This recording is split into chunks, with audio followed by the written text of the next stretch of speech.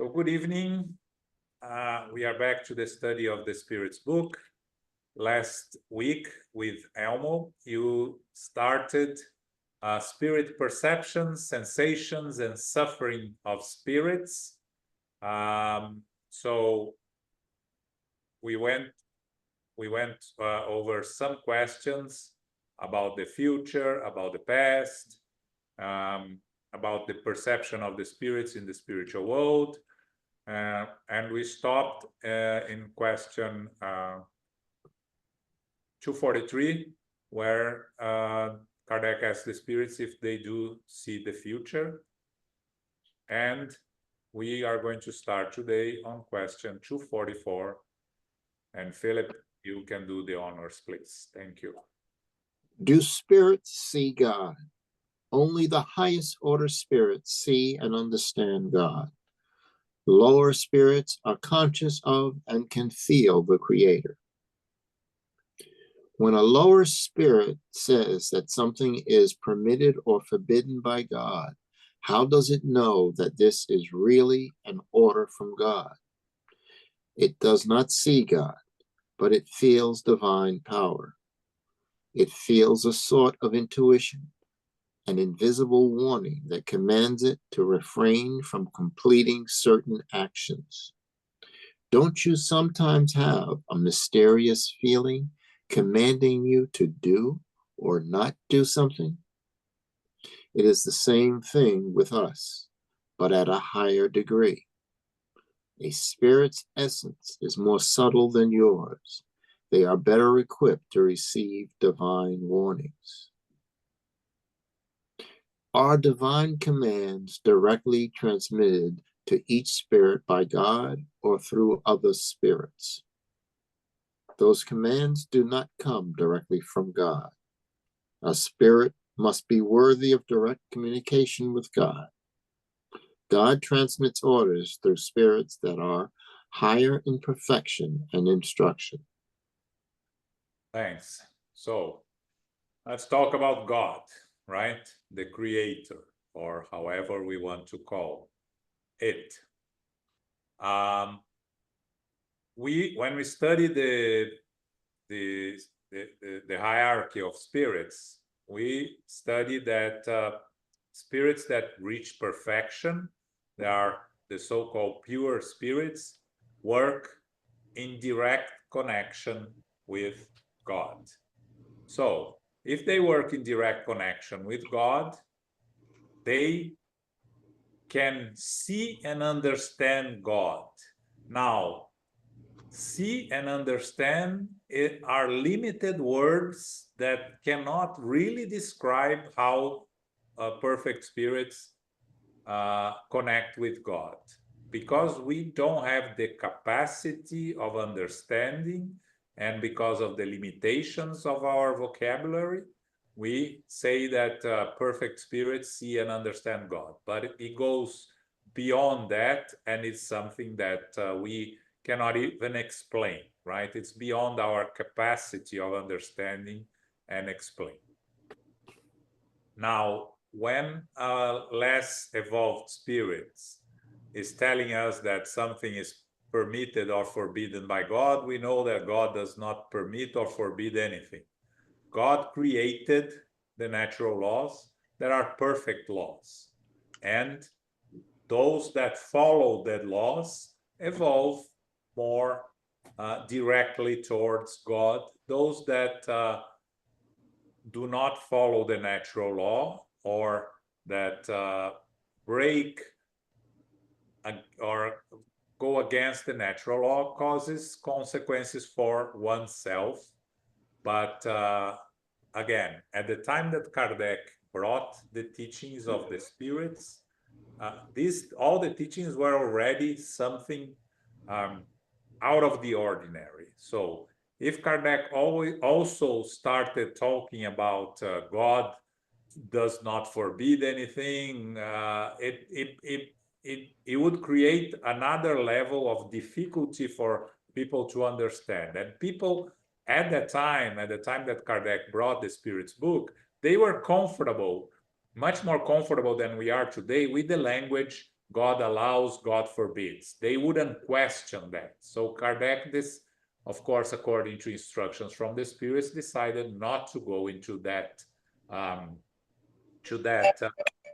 particular aspect of our connection with the Creator, and allow this to develop as we continue studying and going deeper into Spiritism. Now, of course, we learn also from Spiritism, we all have God inside of us. God, we are the creation, and God, when God created us, we carried the natural law, the eternal law, in our conscience. So we carry God, the Creator, in our conscience. Now, how we connect with God, there are the famous Eastern phrase, right? There are no veils between God and us. There are 1,000 veils between us and God. So we created the barriers towards God. So we can say that we have this connection with God. Some people will say more directly, but it's more likely that we are receiving instructions from intermediaries, which are spirits that more elevated than us, that we are trying to help and assist us. And these are what the spirits describe as seeing or feeling God.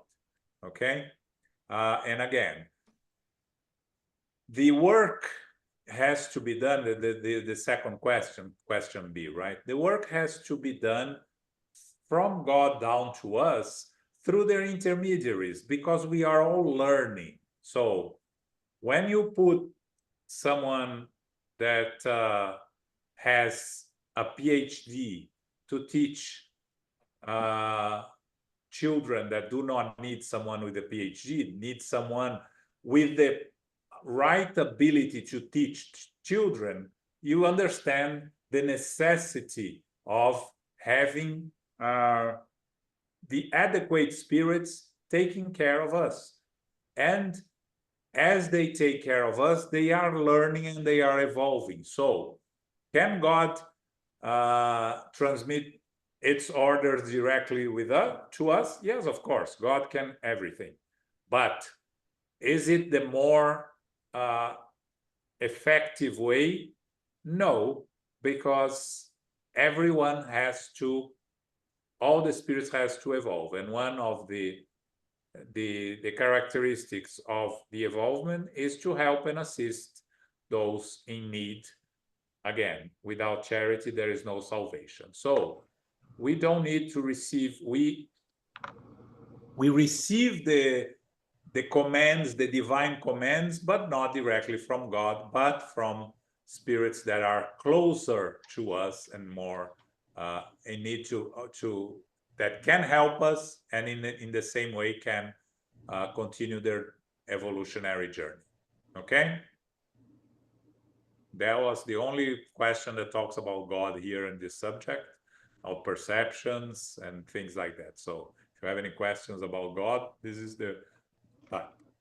Otherwise, we move to the spirit sight. Okay, go ahead, Phil. Is spirit sight restricted like the vision of living beings? No, it resides within them. Read the next one. Do spirits need light to see? They see on their own and do not need any external source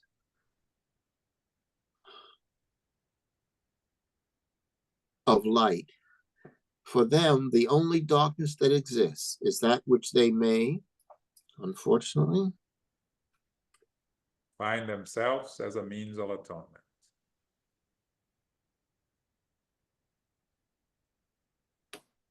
Okay, sorry, I got lost here in the 247 is the next one. So okay. All right.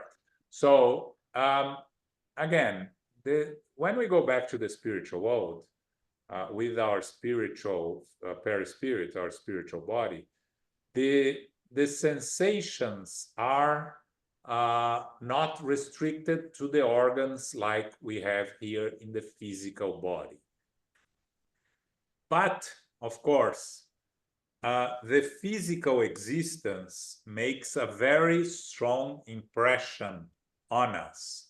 So we go back to the spiritual world with the firm idea that we see with our eyes, we hear with our ears, we cannot see if there is no light, all these physical sensations that we carry with us back to the spiritual world.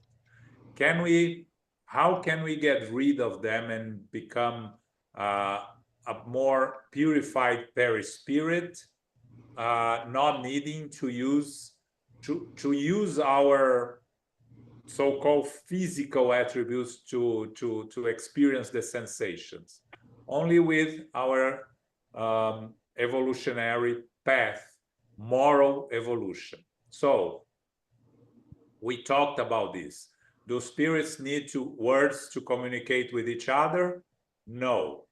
Do we need words to communicate with each other at our level of evolution? Yes. So we go back to the spiritual world. We need to talk. We need to say things for others to hear. Now, more evolved spirits will be able to read our thoughts and understand what we are thinking. But generally, at our level of evolution, we go back to the spiritual world and we are seeing with our eyes, we are hearing with our ears, we are talking with our mouth until we learn how not to need those, but it will take some time. Now, in terms of the spirits needing light to see, not the light as we understand here, right? You enter into a dark room and you need an external source of light to be able to see what's going on. More evolved spirits don't need that. They carry their own inner light, and with their own inner light, they can see everything around them. We still need external light to see, even in the spiritual world. As the spirits answer here, the only darkness that exists is that which they may find themselves as a means of atonement, meaning we will need to have external light if we cannot find inner enlightenment ourselves. Okay, I know this is a little bit of a complex subject, but the easy way to understand is we go back to the spiritual world tomorrow, we continue with our spiritual body, with our perispirit, we continue with our sensations and functions exactly as they were in the physical world. It will take some time, and maybe not in this period of existence in the spiritual world before the next incarnation. It may take some incarnations for us to be able to go beyond this necessity of using what we know as our eyes, our ears, and our organs, physical organs, to express and feel things ourselves. Okay? Yes, Paco. So that means that when we pass on, some of us are not really. When we look at ourselves there in the spiritual realm, we cannot distinguish between our physical body and a spiritual body. We're still kind of in between. Like we see our spiritual body as if we were Yeah. a physical body. Am I correct? Yes, we look at our spiritual body and we think we are seeing our physical body. That's why many people discarnate and think that they are still alive. You know, if you remember the movie The Ghost, Yeah. right? He was looking at himself and thinking he was alive. It took some time for him to understand. So, So by extrapolation, if we are, so I need my ears to hear, and I yes, need my mouth to speak because I see them. And Yes. we're not very conscious or aware of the spiritual body. Yeah, okay. Yes, and you've been doing this for 70 years, or 80 years, 50 years.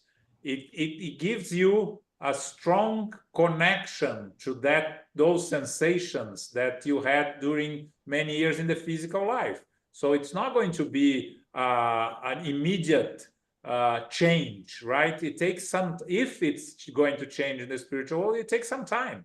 You have to get used that you are back in the spiritual world, and you have to learn how things work in the spiritual world and get comfortable with it. You see, André Luiz, he has 13 books of life in the spiritual world, and he's talking and he's listening, and he's not saying anything about uh, things coming out of not the so-called physical organs, right? So, and again, is it important when we are back to the spiritual world?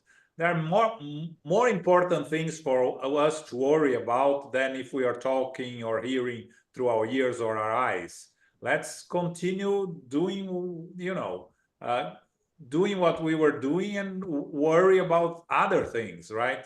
Where we go, what are we doing there? How can we continue learning and improving ourselves? I think these are more relevant questions we should ask ourselves once we are back in the spiritual world. Not how can I stop listening with my ears and start listening with my whole body, right? That's true. Yes, definitely. Thank you. Thanks. But you want to hear something? This is funny too. I kind of understand that quite well because I was born with astigmatism. Okay, and Yeah. then recently I had a surgery, and it was corrected, so I only need glasses to read. But I still have to wear the whole thing because I'm all my life I wore glasses, and now I feel kind of. It's funny, but it is true. I feel kind of not with with without them. It's like so. I, Yeah. I relate. I relate to that experience in this even And here. actually, Here, that's a very good example because the Spirit tells us someone that wore glasses their whole lives, they are going to wake up in the spiritual world and look for the glasses. They are exactly. glasses, of course. It's habit, I right? do it here. Yeah, Don't break habits from day to night, right? yeah, You have to train yourself, exactly. right? So yeah, exactly that. Perfect. I'm training myself. A few hours a day. Good.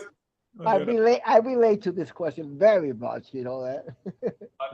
If you need your glasses back in the spiritual world, they'll be there for you. They'll provide.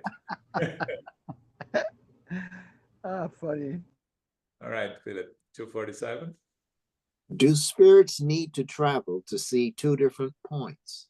For example, can they see the two hemispheres of Earth at the same time? Spirits travel from one point to another at the speed of thought. So, in a way, they can see everything at the same time. A spirit's thought may radiate at the same time to many different points, but this depends on its purity. The more impure the spirit is, the narrower its range of sight. Only higher spirits can take in everything at a single glance. For spirits, sight is intrinsic to their nature and is located in their whole being. As light resides in every part of a luminous body, a universal luminosity extends to time, space, and everything in relation to which darkness or physical obstacles have no existence. In human beings, light acting upon a bodily organs produces sight. Therefore, people would be plunged into darkness without light. However, as vision is an attribute of the spirit itself, independent from any external agent, spirit sight is independent of light. Okay, this is a little bit complicated here, right? So it talks about seeing two different points at the same time. The first thing is the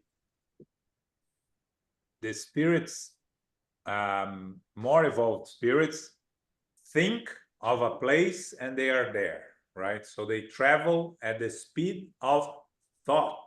It's not at the speed of light, it's the speed of thought. So I'm thinking about Mars, I'm in Mars as a perfect spirit. But again, this is not a perfect, but a more evolved spirit. The more impure the spirit is, the narrower its range of sight and the ability to move. So again, let's go back to André Luiz. André Luiz gives us a very good examples of how things work in the spiritual world.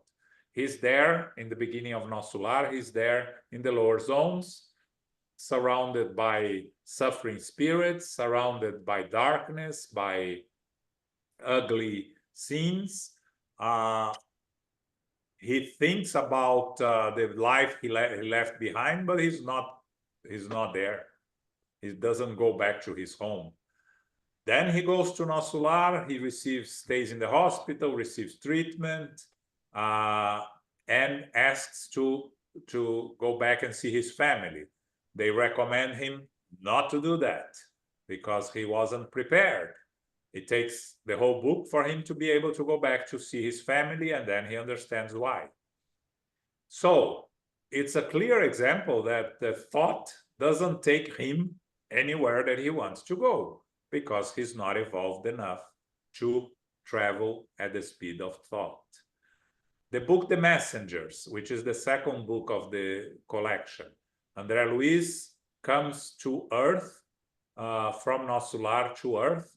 2/3 of the book is the journey from Nosso Lar to Earth, and only the last third of the book is André Luiz already on Earth. So if he could travel at the speed of thought, he would be immediately on Earth, and he's not. He has to walk through these difficult regions. They have to stop in the House of Assistance, Mansion of Peace, spend there many chapters, learning different things, seeing the spirits that are there, and then comes to Earth. So the speed of thought is a concept for more perfect spirits. So this spirit, they think of one side of the earth, they are there, they think of the other side of the earth, they are there. Can we understand this process? I don't think we can yet. We have some analogies that we can think of, but not fully understand. So what we need to understand is that that's the end game, where when we reach a certain level of evolvement, we are going to think about a place and be there. But that will take a long time. The more we are closer to attached to this planet that we are living right now, the lesser ability we have to move around with more freedom. And then Kardec talks a little bit, goes back to sight, right? The question was on travel, and then Kardec talks about the sight, where what we talked about, vision is an attribute of the spirit itself, independent from any external agent. That's very important. Now, we need to understand that, and this concept needs to be part of us for us to be able to see without the necessity of external source of light. But at our level, we still cannot do that, okay? So these are the 2 points here discussed in this topic. It's a little bit complex, right? This concept of I'm thinking of Mars and I'm there. So it's, that's more, it's even, the speed of light, which is the fastest speed that we know of, the speed of thought doesn't travel. You think you are there. That's the concept. And for us, it's still a little bit difficult to understand that, right? Because we have the limitations of our physical body. for us is already difficult to understand the movement of spirits in the spiritual world without the physical body, right? The spirits can volitate, some spirits, which is to kind of fly, and but not all spirits can, right? Like Elmo always say, right? Can all humans swim? Yes. Do all humans swim? No. You need to learn how to swim. Can all spirits volitate? Yes. Do all spirits volitate? No. A lot of spirits are stuck where they are because they don't know how to move different than walking, which is what we did throughout our whole physical existence. Okay? I hope it's a little bit clear, all these complex sensations of spirits. Okay. 248. Do spirits see things as distinctly as we do?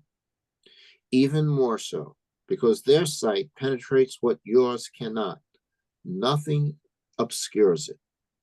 Again, the concept is general of spirits as a whole.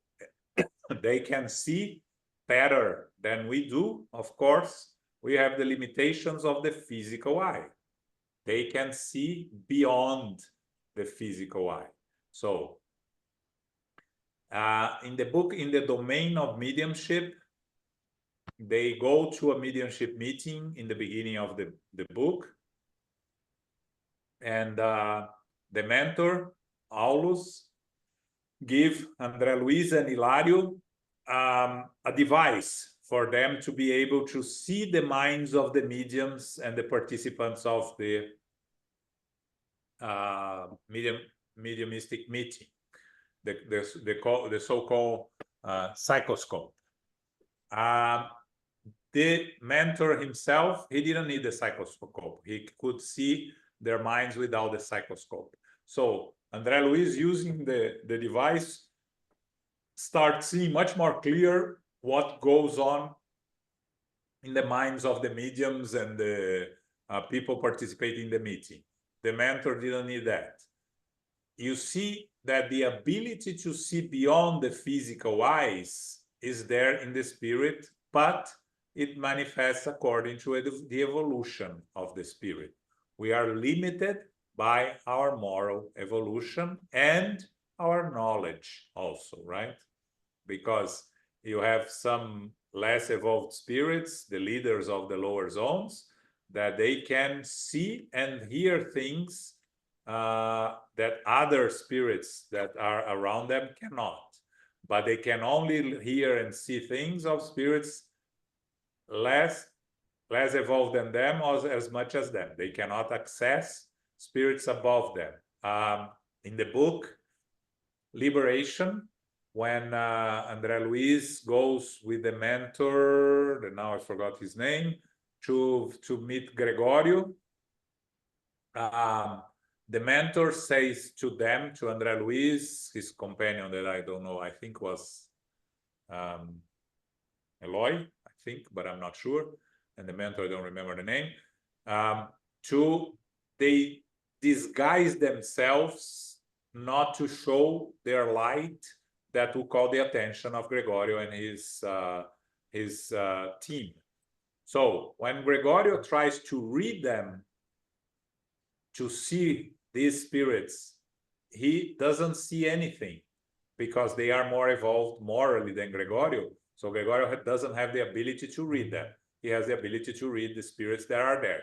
So he sees nothing, and he thinks, oh, these are neutral spirits, nothing to see here.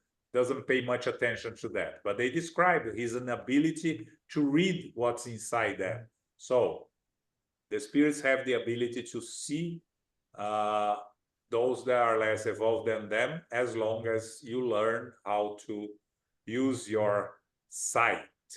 They can see better than we can. Okay.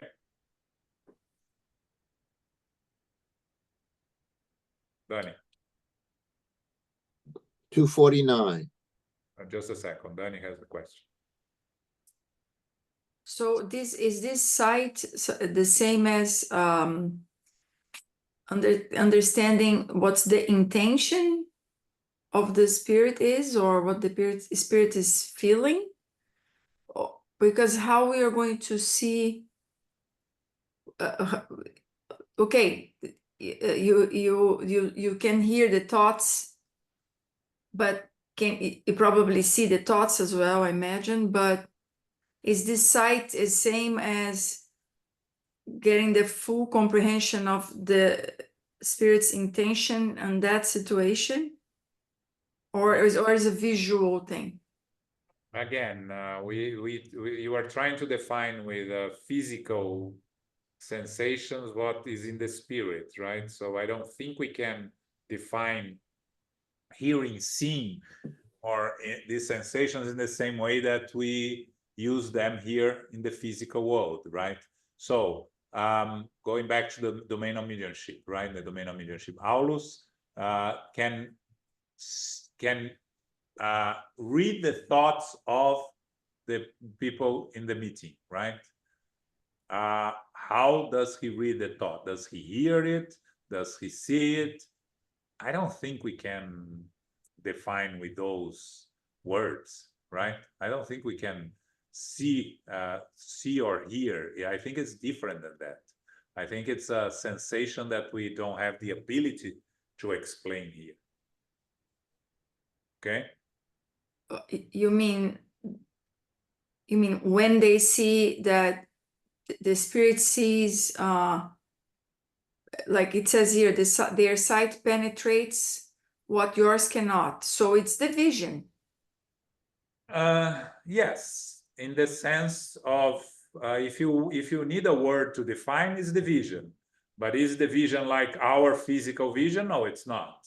But we don't know exactly how it works. But yes, in a sense, it's the vision. But when you are reading the thoughts of someone, are you hearing it, or are you reading it, or are you feeling it? I don't know the answer. All of the above? All the above. That's a valid answer. Absolutely. Yeah. Right? When you are, let's say me and you are communicating via thought without using words, how are we reading the other thoughts? Reading, hearing, listening, all the above? I don't know. Right? But in the case here, they're not saying, sorry, Paco, but here they're not saying seeing thoughts, seeing seeing everything. Yeah, but again, I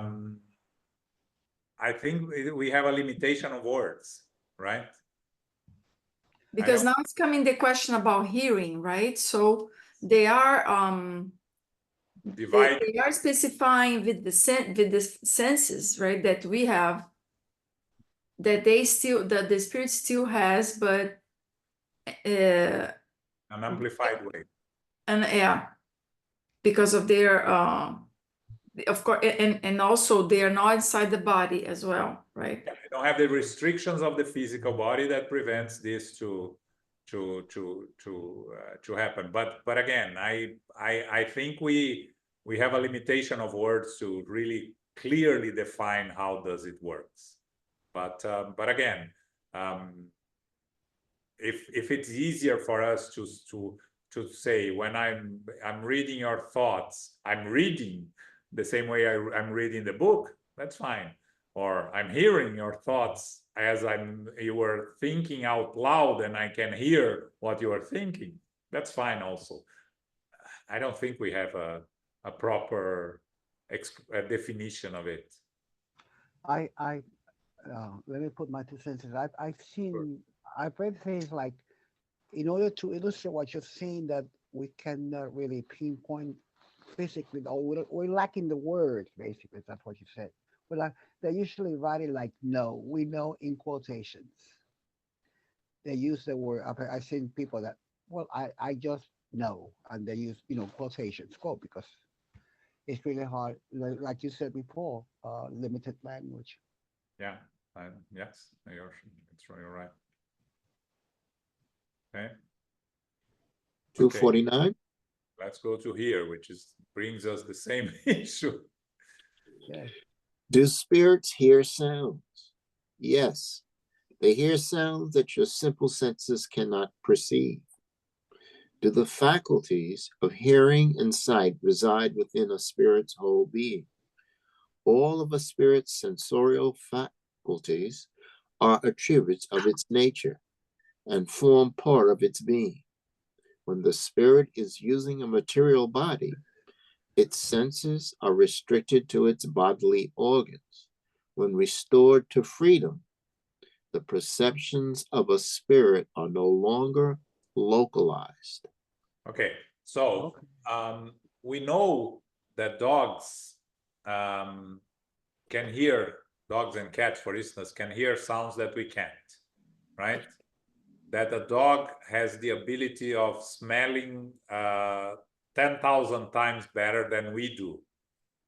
So thinking of that and going to the spirit, you can imagine that the spirit can hear and feel much better than the physical organs. And they hear, talk, and see, as the spirit tells us. The perceptions of a spirit are no longer localized.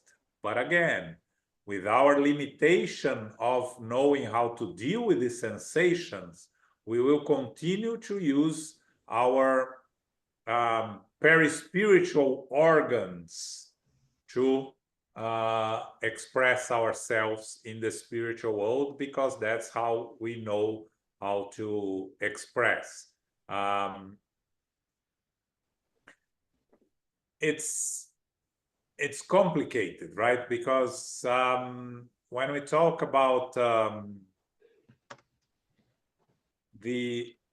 let's go a little bit more complex, our brain, right? Our physical brain is responsible for most of our activities related to our intelligence, right? So our physical body is a copy of the spiritual body. So our spiritual body has a brain, right? A spiritual brain. Now, do all the functions of our physical brain are the same in the spiritual brain?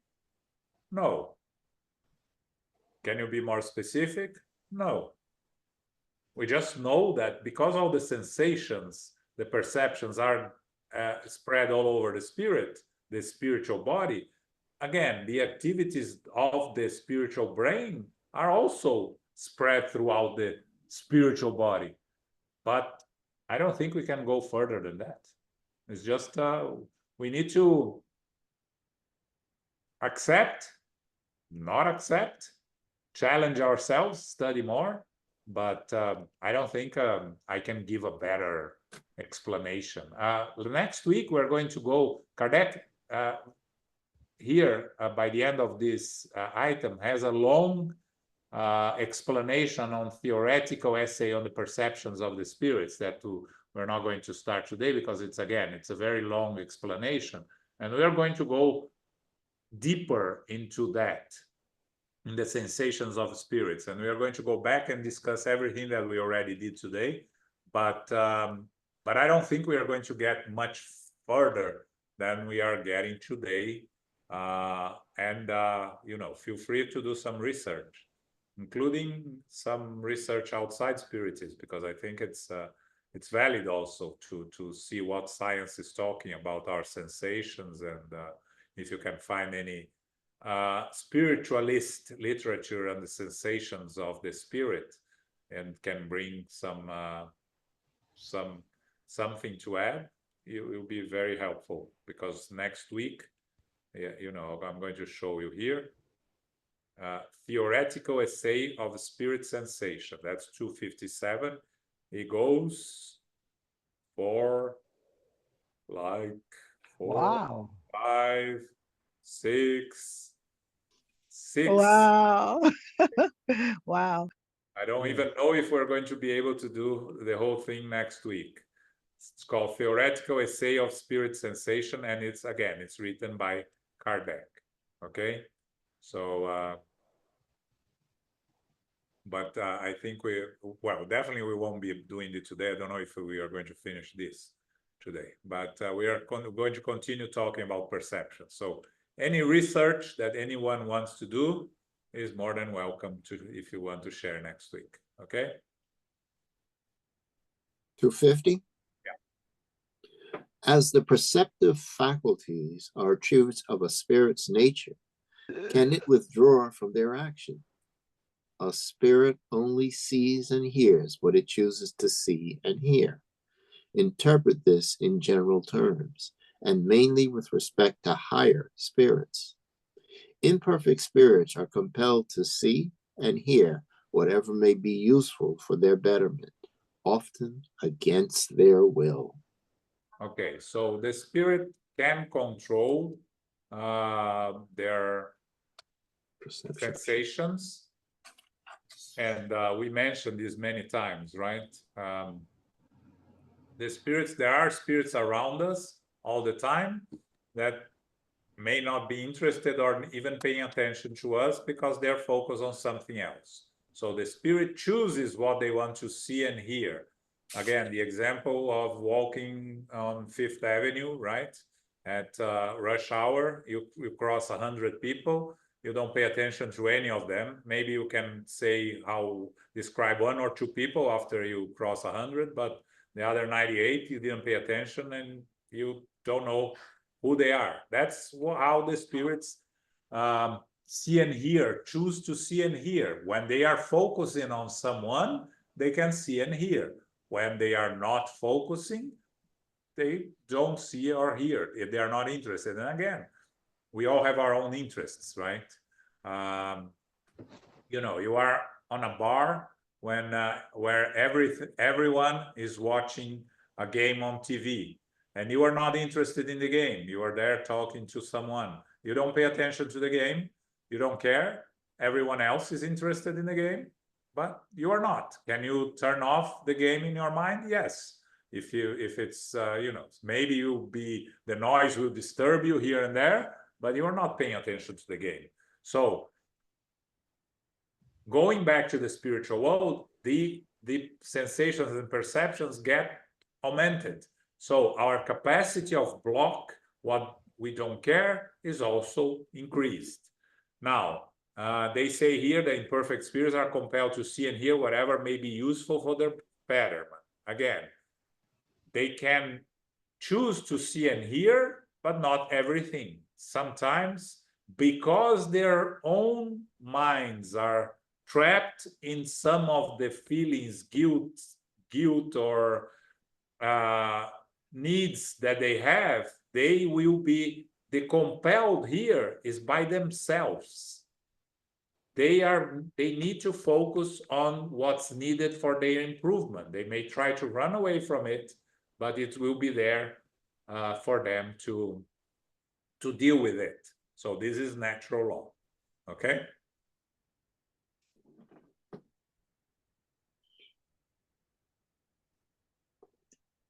$251. Yes. Are spirits sensitive to music? Are you talking about the music created on earth? What is it in comparison to celestial music, which is of a harmony that has no comparison on earth? Comparing the two is like comparing the wail of a savage to the sweetest melody. Lower spirits may enjoy your music because they are not yet able to appreciate anything more sublime. Music is an endless source of pleasure for spirits due to the impressive development of their sensitive qualities. This, of course, is in regard to celestial music, of which the spiritual imagination can conceive nothing more divinely sweet. So this is for Ricardo and Fabio. Music is an endless source of pleasure for spirits, right? So we will continue working on that when you go back to the spiritual world. Now, of course, the quality of the music is going to be completely different. We have different sorts of music here on Earth. We have more so-called celestial music and some more terrestrial music and different publics for different types of music. Now, if everything evolves, you can only imagine that music in the spiritual world, sublime music, is going to be much more sublime than here. Ricardo, any comments on here? No. I'm just happy. That music keeps going. That just makes me happy.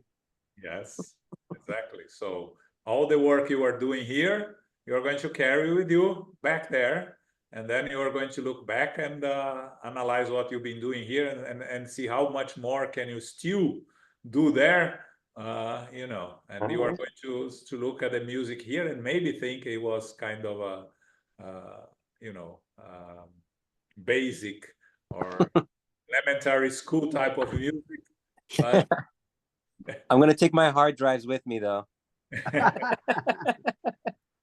Lots of luck. So again, why wouldn't spirits be sensitive to music, right? We are all sensitive to music here, one way or another. Some people more than others, right? Most of us really like music, different types of music, but likes music. So why wouldn't we stop liking, enjoying music there? And if we have the ability to listen to even better music there, why wouldn't we, right? So that's clear. Answer in Mars. Just think about it. Yeah, the Spiritist Review talks about Mozart, right? Mozart, I think it's the Spiritist Review or one of the books of Chico. Yeah, for Jupiter, I think. Jupiter and things like that. So there is better music there. Can hardly wait. Definitely. And of course, Natural Wonders will be the same, right? Go for it. Are spirits sensitive to natural wonders? Natural wonders vary greatly between different planets, and the spirits are far from knowing them all. Their sensitivity is in proportion to their aptitude for appreciating and understanding them. Higher spirits see a general level of beauty in which the appreciation of the details is lost. Okay, so spirits sensitive to natural wonders, of course, the same way they are sensitive to music. Now, what are the natural wonders of the universe? We have a very small knowledge of the natural wonders. We see the pictures of the Hubble telescope today, and we get fascinated, right, by the wonders of the universe. Now imagine a spirit, more evolved spirit, that has the ability to see much more of the natural wonders of the universe. They will be enjoying something that we are still not able to enjoy. I was remembering when we were living in London, one of the first times that I met Divaldo, there was a spiritualist church that Divaldo went to speak there, and the pastor there took Divaldo to see all the construction that was being done on the church, and took Divaldo throughout. Again, Divaldo was 30 years younger than today, so Divaldo was like 60 something, so he could walk around much better than today. And I remember Jussara mentioning that she was getting frustrated and upset with the guy taking Divaldo through all the construction of the church, you know, let's say wasting the opportunity to have a conversation with Divaldo, instead showing a lot of construction. And Divaldo was just being very appreciative of everything. Oh, that's so beautiful. Yes, he's talking about the spirits that are connected to that particular spiritualist church, and he's appreciating much more than his companions. You know, Jussara and a couple of friends were there with him. So again, you see the evolvement of a spirit that is more evolved, that can appreciate different things that we are still not able to appreciate. So you can only imagine a spirit looking at the natural wonders, how it would be touched. And we can only, again, like music, we can only imagine. Okay. You're mute, Philip. 253. Do spirits experience our physical needs and suffering? They know them because they have suffered them, but they do not experience them materially like you do because they are spirits. Again, we have to understand that we carry with us our impressions of the physical life. So we hear spirits in our mediumship meeting asking for food, asking for water, saying that they are cold, saying they're hot. Why they are going to feel this if they don't have a physical body anymore? Because the impressions they carry from the whole time spent in the physical body are staying with them. They are mental necessities. So the suffering and the physical needs are all in the mind of the spirit. So they know them because they have suffered them.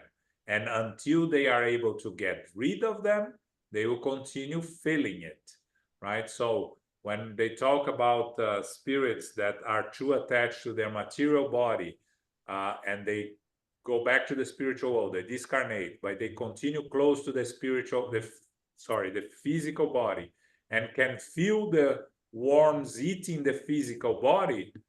How are they feeling that if they're no longer connected to the physical body? They are feeling in the mind. The mind is telling them what to feel, the impressions we carry from our experience in the physical world. So those that suffered for a long time with a disease, they die, go back to the spiritual world, and they continue feeling because they spent so long with the pain of this disease that they had, that they go back to the spiritual world and still feel the pain until they learn how to get rid of it, until they understand that they no longer need to feel this pain. They are going to feel it. André Luiz is treated. He died of a cancer in the stomach, and when he arrives at Nosso Lar, he receives treatment for the cancer, right? Because he was still influenced by the disease that killed his physical body. So it takes some time. How long it takes depends on each individual spirit.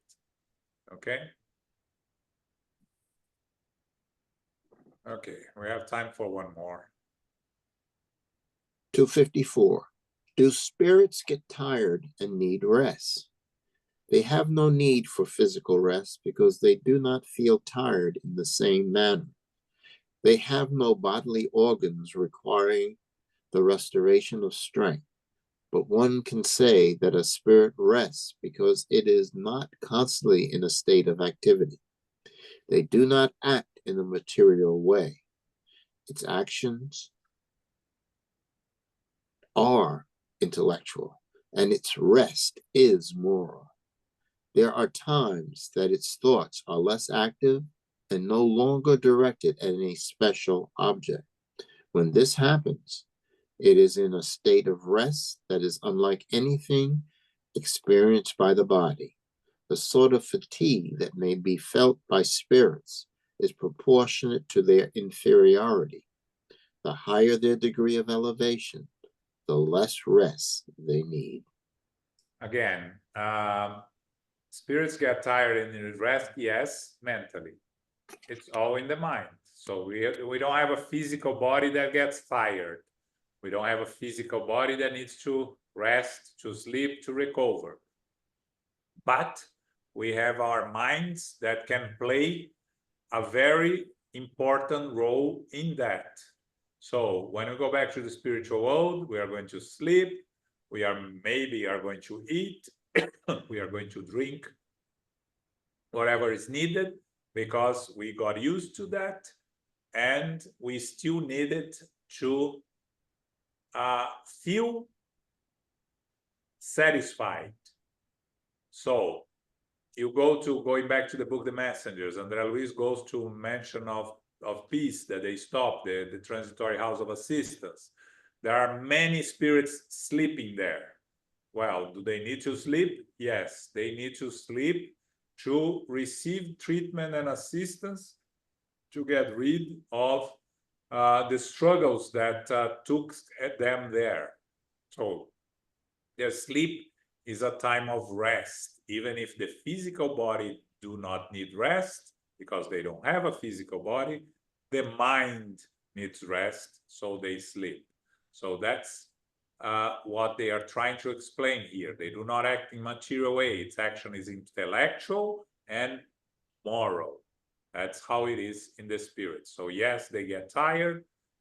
Again, when you study a lot, let's say you are studying for a test and you spend 3 hours studying very hard, do you get tired physically or mentally? You get tired mentally, right?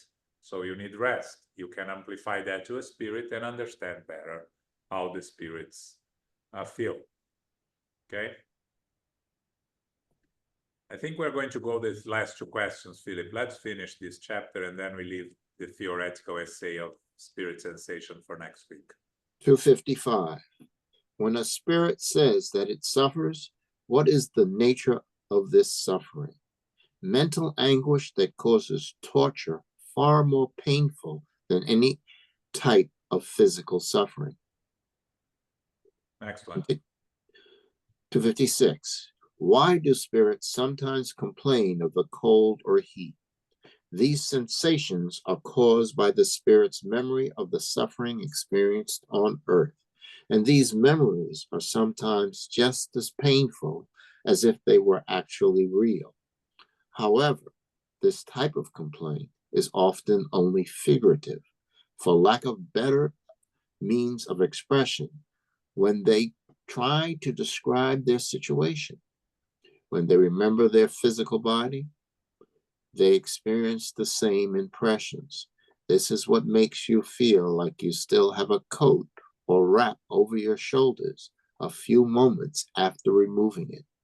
So when a spirit says it suffers, again, it's a mental anguish. And isn't mental anguish sometimes worse than physical suffering?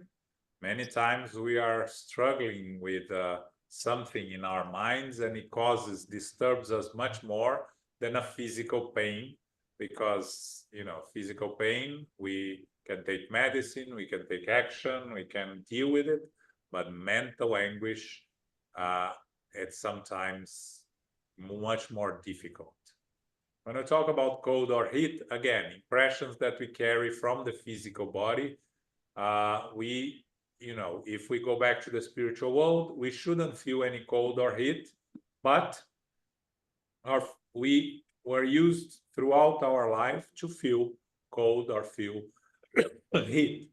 And we will continue to feel that for some time in the spiritual world until we will understand how to get rid of those sensations. We hear spirits saying, coming to the mediumship meetings, I'm feeling cold.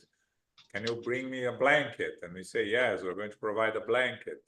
Or they feel that they are burning inside, that it's too hot. It's all carried from the physical body, and it's our mind telling us what to feel and how to feel. Things that we carry from our physical body. Okay? All right. So next week, we are going to go deep in the theoretical essay of spirit sensation. We're going to get over everything we studied and a little more with explanation by Kardec. Okay? So this Saturday, we have the Spiritist Symposium in Boston. It's going to be live for those that want to watch it. It's the whole day on Saturday. Immortality through the lens of Spiritism is the theme of the symposium. We are going to discuss it philosophically. It's Life Through the Lens of Immortality, Philosophy of Spiritism. It's a series of roundtables and lectures. We have one by Humberto Schubert, who is one of the most renowned Spiritist philosophers that came specially for the symposium. And we have a participation of all members of the United States Spiritist Federation. So this Saturday, the whole day, the link is can be found in spiritistsymposium.org. I sent the link, I posted the link on the SGNY chat for those that have access to it. There is an email coming from SGNY that gives you also the information there on this. It has the website that you have to access. So Saturday from 10 a.m. to 5 p.m. I hope you can at least watch part of it or some of it. Okay, we are going to be there. Sunday, we are going to study the Gospel according to Spiritism. Zoraida is going to take care of the study for us. Thank you, Zoraida. And on Wednesday, the book club will be discussing chapter 3 of part 2 of the book, Paul and Stephen. Also, the Spiritist group of Connecticut changed their day and time of their meeting. They are doing it on Tuesdays nights at 7 p.m. through our Zoom, same Zoom link that we use for all our classes. Okay? Carol, can you do our final prayer, please? Yes, certainly. Thank you, John, and welcome back. And thank you, Philip, for reading for us this evening. Infinite Creator and Supreme Intelligence, we give thanks to be together as brothers and sisters for our studies of the Spirit's book, which is Book 2, Chapter 6, the topic being Spirit Perceptions. The highest order spirits see and understand God. Less evolved spirits in the spirit world will see the spiritual body and may think it is still occupying a physical body. We are limited by our knowledge and moral evolution. More evolved spirits can travel at the speed of thought. Less evolved spirits have a narrower range of travel and may be more connected to denser places in the physical world. Celestial music is sublime compared to music created on earth. Music is pleasurable for spirits, as well as beauty of natural wonders of the world and beyond.